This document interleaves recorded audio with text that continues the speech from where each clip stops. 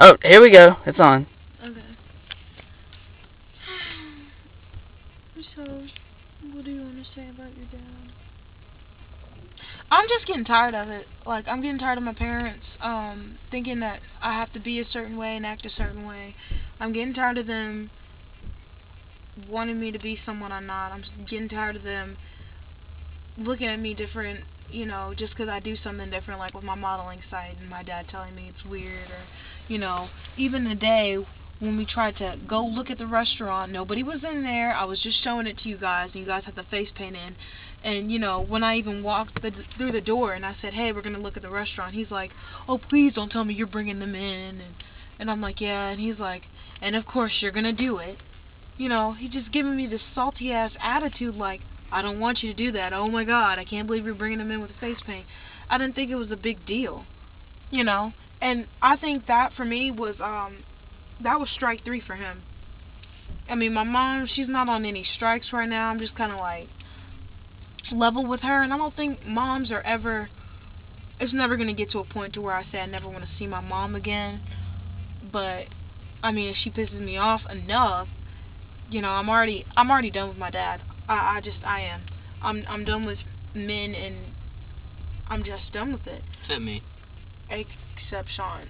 But, the whole point is that parents in general, whether it be your mom, whether it be your dad, whether it be stepmom or stepdad in this case, they're never going to understand their child if they're always rejecting them.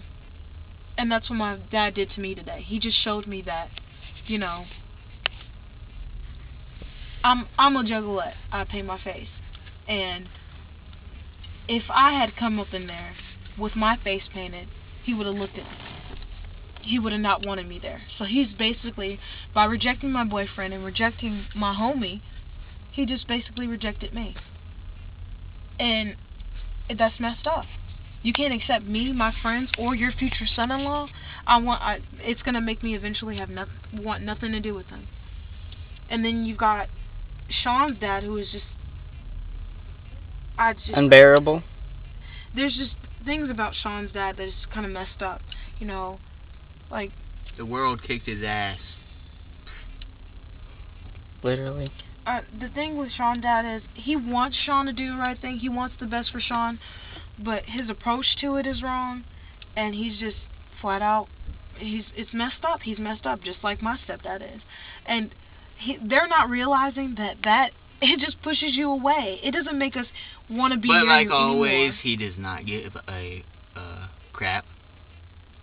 He doesn't give a crap about anything, and it's really bad that he doesn't give a crap about my feelings, like he says, piss on my feelings and all that stuff. Yet he does give a crap about how I live, so that's selfish. I never had a life because of him. I've always had what he wanted, or... supposedly was best. Yeah, supposedly was best. Actually, I never had that because I was rebelling from it, but, I mean, I never had a comfortable life because I've always paranoid over him every day of my life. Preach it. And then that's the thing. You don't want a parent that you can't stand and be around. You don't want a parent that, you're afraid of. You want a parent that you're going to be able to go to and talk to about things. But when my mom first got with my stepdad, I couldn't even talk to him. Like, I still can't have a relationship with him. But I can go out, meet a juggalo, and I can be able to sit down and have a conversation with them and have them relate to me. But the difference, what my dad would say, he said this before, why are you going out with your little friends who have no experience at life at all, and you're getting information from them, but not someone who lived it? But see, the thing about that is, you're not going to know everything when you go out in life. It's a constant learning experience. Your dad doesn't know everything. And then that's the misconception. Teens don't think they know everything. We know we don't know everything. We know that we've got all our lives to experience stuff. We're going to make mistakes. But that's us to endure. That's our struggling to endure. Just like T.I. said, the best teacher is experience.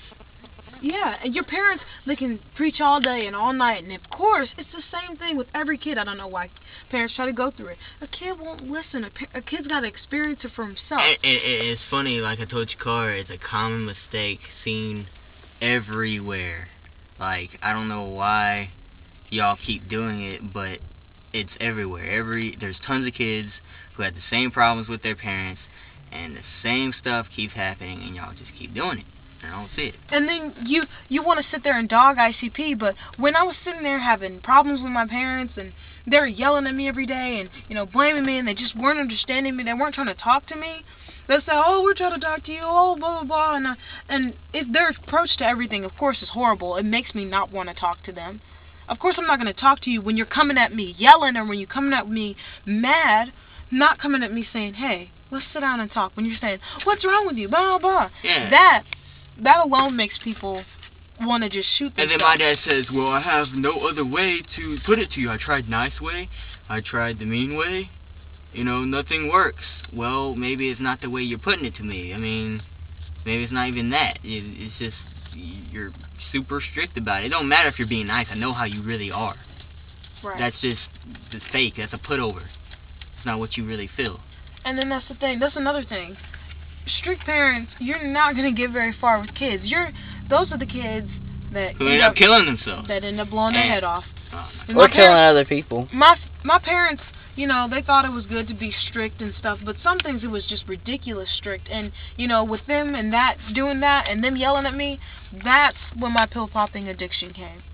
And it wasn't until I started listening to ICP and met Sean that I stopped. And then my dad would go on a rant about, you haven't experienced bad. You're not working every day like I am.